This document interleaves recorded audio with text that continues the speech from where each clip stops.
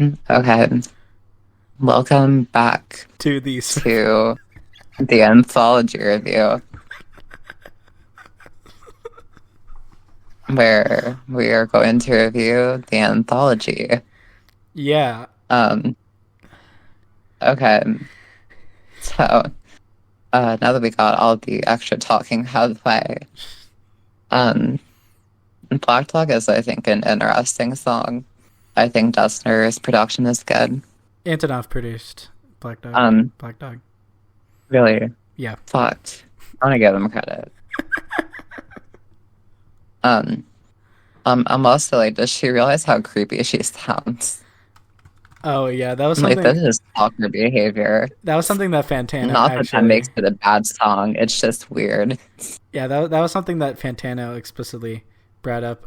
I don't. Uh, he It, mentions it in a negative way. I don't think it's a negative thing. Maybe for her character, but sure. like, it's more interesting than she was on most of the tracks on the standard album.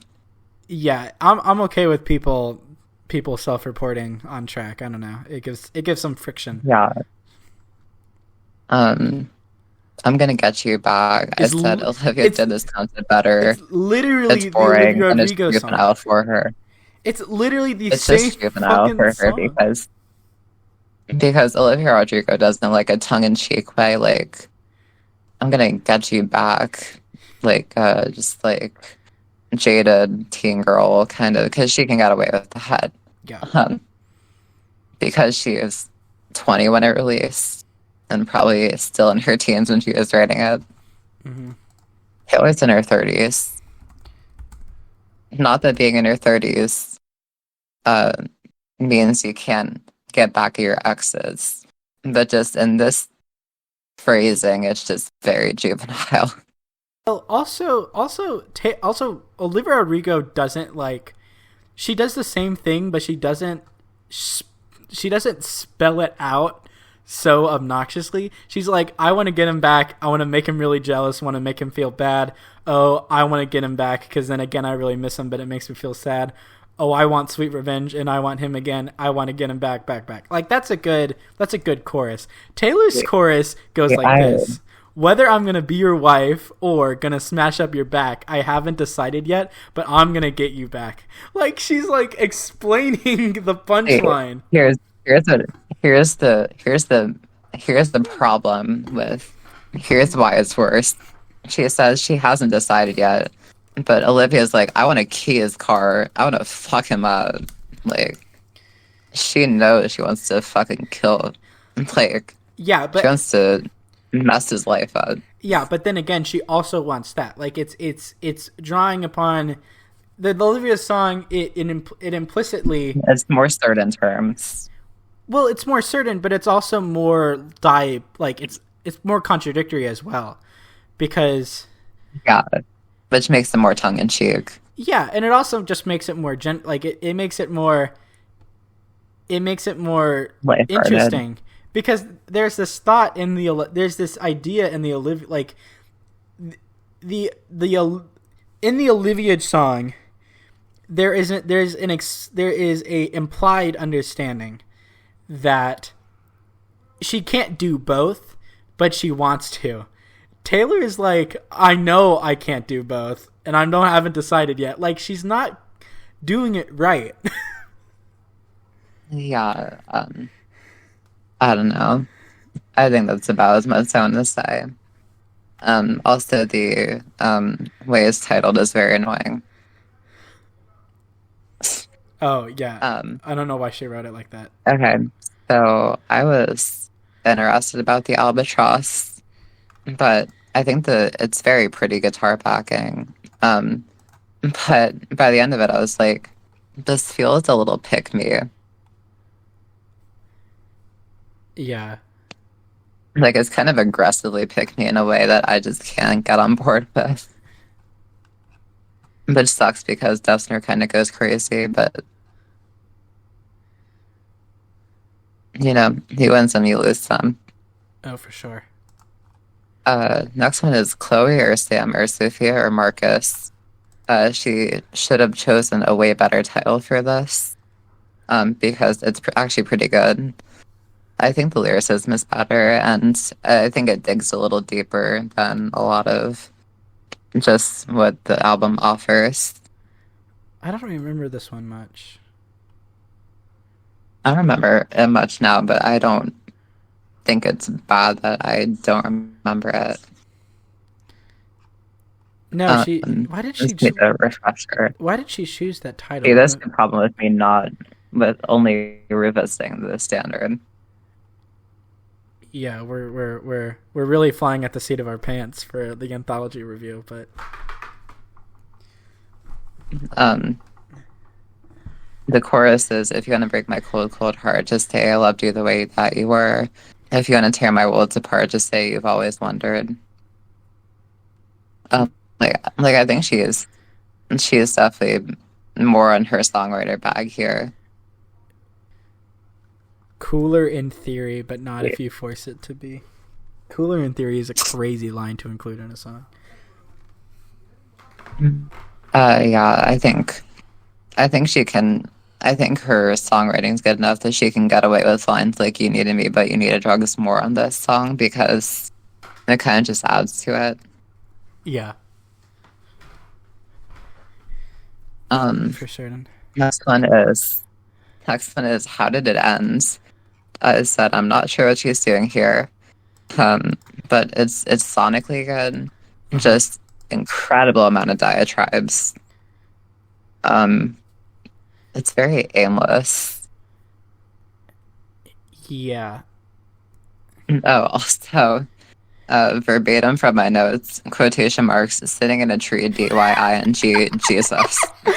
No, because I was looking at the lyrics and I was thinking about bringing that up while you I said Jesus. I'm like, wow, how do we get here? That's crazy. Speaking of cringe, so high school. Incredible it took till the B-sides of the Double album for her to write a song about Travis Kelce. Sure. I just think this is very beneath her. Like, it's weak. Well, people were saying that Travis Kelce, she doesn't know how to write songs about Travis Kelce. Like, she stumps him. She might not, because he's not a highly interesting dude in the way that, like, some of her other boyfriends are, but she also hasn't been dating him forever. Yeah, and I can't expect she generally knows enough about football to, like, write songs about, like a... Also kind of crazy. She went from, she wears short skirts, I wear t-shirts, she's cheer captain, and I'm on the bleachers, to this song. Oh, yeah.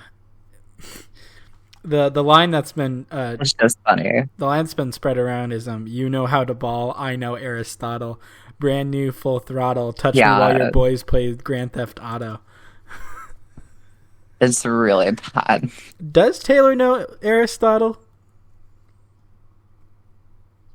I think she knows him on a surface level. Yeah, that's fair. But I know football on a surface level. Travis Kelce knows football in his bones. If we're comparing... Also, she kind of gives the game away that she is a millennial writing about being a high schooler when she says, I'm watching American Pie with you on a Saturday night. You know what American Pie released? 1999. Well, I mean, I watch I've seen, like, American Pie, so I feel like... I haven't. I mean, American Pie is pretty relevant throughout all time periods. Yeah, so. it's remained relevant despite not being very popular. I think it's pretty... I mean, it's not numbers popular, but I think it's culturally popular. It's probably made... Yeah. I don't know if the numbers are out on DVD sales, but I probably would guess that American Pie has, like... Yeah, it's probably... in the millions. Maybe... Well, it has 3 sequels and 5 spin-offs. Oh, yeah. I mean... I wish I made that up. How much money? How much money They're so releasing movies. did? Well, they're bad now because they're not as pornographic. Were they ever good? Um, the first one's pretty good. The second one is also pretty good. Um, I've heard mixed opinions. well, you've heard mixed opinions Yeah. from like film snobs. Okay, you can't in home video rentals. The Look, film has I'm a grossed. film snob, so Okay, wait. American Pie. In home video rentals, the film has grossed $109,577,352 worldwide. that's bonkers. Yeah. On top of Okay. yeah. I'm back off the tangent train. Um, I hate it here. At first I was like, this isn't bad. Dessner's putting in work. But then I was like, God, please don't mention the 1830s. Um, With the it's a little tail. shallow. Please let this be a normal song. With the Swift? No way. Just like, my notes are just, God, please don't mention the 1830s. Please don't mention the 18. But I was having this conversation with a friend the other day who's like a very on the fence about Taylor Swift. Who was disappointed, who just thought it wasn't very good. And I can't blame her. I was like, just like, why did she choose the 1830s specifically? I guess Of any decade, why the 1830s? I What guess- even is significant about the 1830s? I guess she thought that it sounded good in the meter, I guess. Or maybe it was a specific reference to like an actual like interaction that they had. I don't know. I don't even know. I don't want to think about it too long. Sure. Thank you, Amy. Capitalize so you have no disillusioned thoughts as to who this is about. I said, damn, she really hated Kim Kardashian. And I said, kind of have to respect the hater energy. I didn't know who this, like, I saw the Kim, but I was confused, where it was going at first. Uh-huh. I don't remember this one as well, but I do remember. It's kind of crazy how petty she gets. Like, your child's gonna listen to me. The line that's really funny to me is she says, and so I changed your name and any real defining clues. No, you did not. You literally You titled it. Thank you, Amy. Capitalize the K, I, and M. Like, what was she cooking Oh yeah. with that part? Shout out I to feel like she wrote that. She wrote that, and then she was like wanted to be more shady. there was a shout out to the Swift fan who quote tweeted the Pitchfork review tweet with "Thank you, Sam" with KYS capitalized. Okay, I'll give him credit for that. That's some That's good. That's good. that's some top tier posting. That's top tier. That's top tier Elon Twitter posts. Then we have I look in people's windows, which I think is an interesting perspective, I guess. It's different subject matter than a lot of what she's been talking about on the album, but I think it's nice. Yeah. It's kind of short. Oh yeah, it's only 2 minutes. That doesn't overstay its welcome. I think generally I wish more of these tracks were just like 2 minutes long. Yeah, more so on the standard album, I would think, in the first half. Apart from one track, I actually really enjoy the rest of this B-side. Mm-hmm. I think the prophecy is sweet. I enjoy it. I like the ethos of the song. Mm-hmm. At the heart of it. Yeah. Um, Cassandra is kind of one of her songs about other people, Mm-hmm. but I don't really get a lot out of it compared to the others. Um, I put down a note, quote, lose track of what I'm saying. I said me too. By this point in my notes, I was losing track. Um, Peter, I think, is a standout. Um,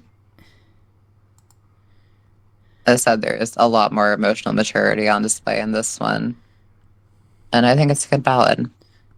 Yeah. I think it's a good look on a past relationship, um, or one that really wasn't meant to be. Mm-hmm. When you kind of drift apart, and I thought that was nice. Yeah. The Bolter is more of a storytelling kind of cut. In that way, it kind of feels like Evermore. Mm-hmm. I think the production's a little more basic on this than the others, but I actually really enjoy this one. I actually think she cooks here. Yeah. It made me it almost made me cry a little bit, which Yeah. was rare for this album. For an album titled "The Tortured Poets Department," I wish that there were more cuts that were More like this. yeah, more storytelling oriented, like Yeah. that weren't so like autobiographical, I suppose. Like I'm telling you, this like second half of the B-sides made me. It gave me faith in her artistic vision again. Yeah. Um, it gave me hope. I said Robin kind of sounds sonically like folklore. Yeah. I said back half of this B-side is really fucking good for no reason. I said she finally closed Twitter and opened the encyclopedia back up, which I think perfectly encapsulates what I think about this section. Uh-huh. The manuscript, I said Diatribe City. I said the stripped back instrumental actually like really works here. I said self-reflection in my Taylor Swift album. Oh yeah.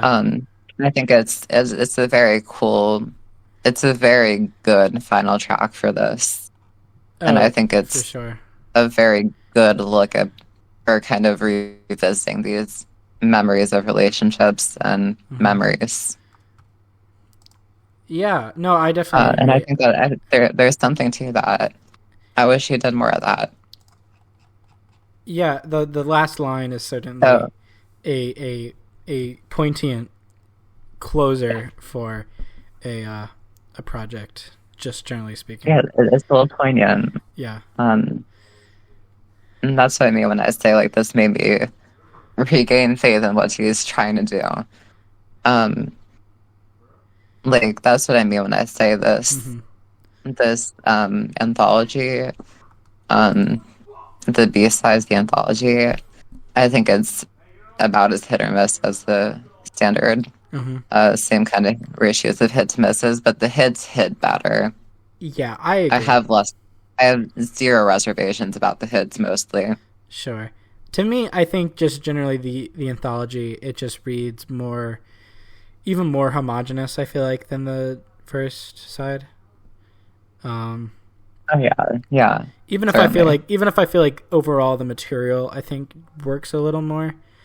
I wonder. Yeah, I was worried the first half of the anthology that she was kind of wasting Dessner's production. Uh-huh.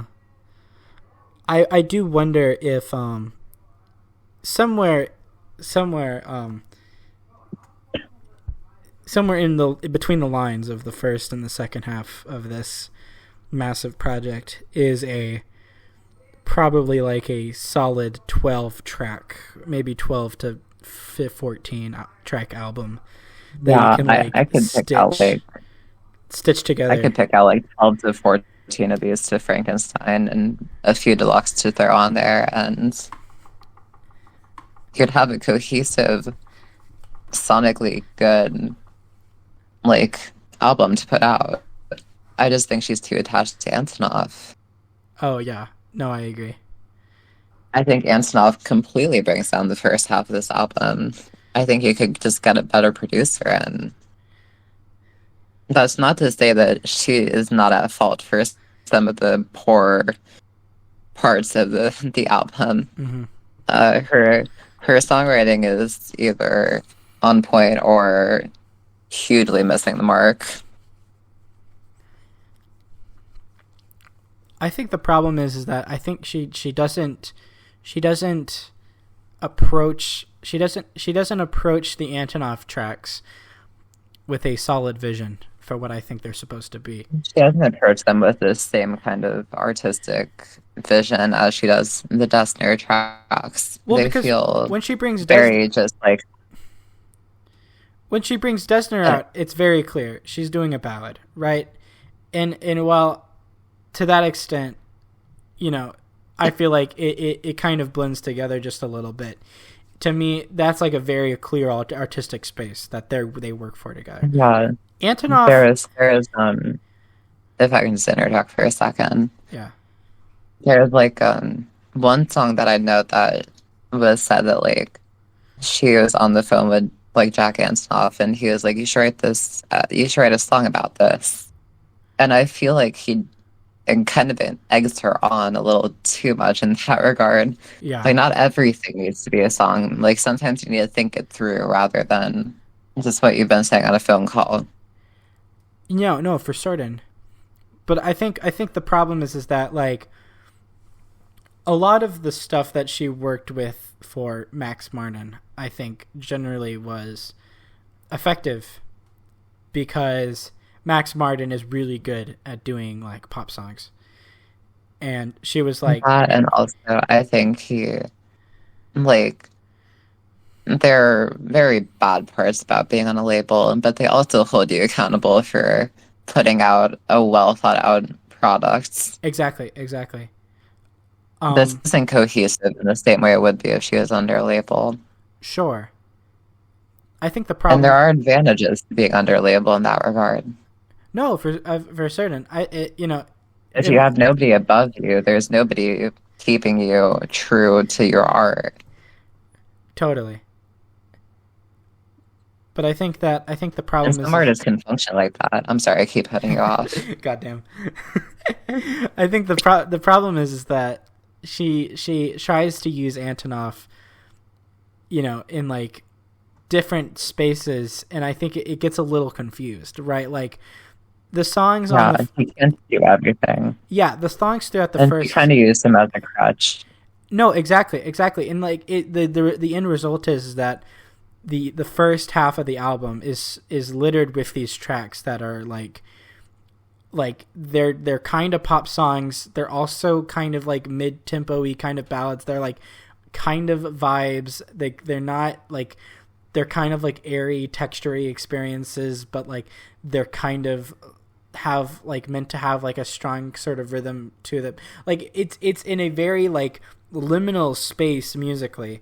And I think Antonov, I think he is a talented enough guy that I think if you have a clear vision of what you're going to do, I think he can execute, right? Like he has great stuff with like Lana Del Rey. I want to say he has great stuff with Carly Rae Jepsen, right? Or even Lorde or whatever. But I think these are stronger creatives than Taylor, who I think is not approaching songs in a genre like a purpose specific way anymore, if that makes sense. On a scattershot, Yeah, like to on this album, it's like, and especially in Midnights too. Like every song is trying to be everything, or it's trying to be a pop song and a ballad at the same time. Yeah, I can see that. I think a lot of the frustration with Antonov, I think, stems from how he is utilized. Because, like, you put him with, like, a Clairo or, like, a Lana Del Rey currently, like, they have a specific sound for their album, and he's able to accomplish that because he's not working in here and there and like everywhere. It's very, I mean, I guess in a way it's homogenous, but in that way it's a complete product. Mm-hmm. Apparently, Scooter Braun is Zionist, so fuck him. If it wasn't already, fuck him. Sure. I guess that means Swift implicitly endorses Palestine. You know what? If this causes her to speak out, maybe it's for the best. Maybe it's for the best. Okay, I think our thoughts are coming to a close. I think so too. I think we've exhausted our windpipes. Sure. Do we want to? What should we do? Do we want to hear my album of the day ranking? Yeah. This would be a great time to do that. If you want to apply the same ranking, you can. I'm not going to give it a score, but if I were to, I think it'd probably be a 5.5 out of 10 for the standard, maybe a 5, and maybe like a 6.5 for the anthology. Oh, I thought you were. I was referring to my my 4-point scale, but you don't need to use my. Oh no. I was just saying for myself. Oh sure. Disappointing, but there's always next time. We'll get him next time. So we'll get Jack Antonoff before that, though. So I've my rating scale is trash, thumbs down, thumbs up, fire. Do you have a middle thumb? No, I do not. Very purposely. For moments like this, where I'm forced to decide. That was his mistake. No, I don't like having a middle one because I don't think anything is truly neutral. You know what I'm saying? Like I either gained value from it or I didn't gain value from it. So you're probably waiting for a thumbs down. Well, I've thought long and hard about it, and I've been thinking about like my experience with the album and what like I've seen around and what I want to represent. And I've decided that both sides get a thumbs up.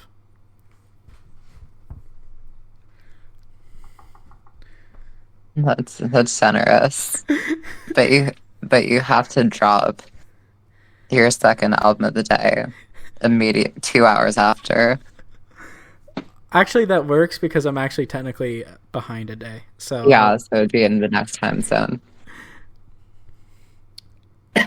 Oh, well, I know what album of the day is going to be today. All right. This is the end of our Swifter review of the Torture Pose Department. If you liked it, give it a like, maybe subscribe. Okay, you can find me at Lucas_copy_1 at twitter.com. You can find me at Fiona Appletree with 1A on twitter.com. Yeah. Transition. Have you given this album a listen? Did you love it? Listen. Love it. Did you hate it? How would you rate rate it? You're the best. You're the best. What should we review next? Hit the like if you like. Please subscribe. And please don't cry. Hit the bell as well. Over here next to my head is another video you can check out. Hit that or the link to subscribe to the channel. Swifter Podcast. Forever.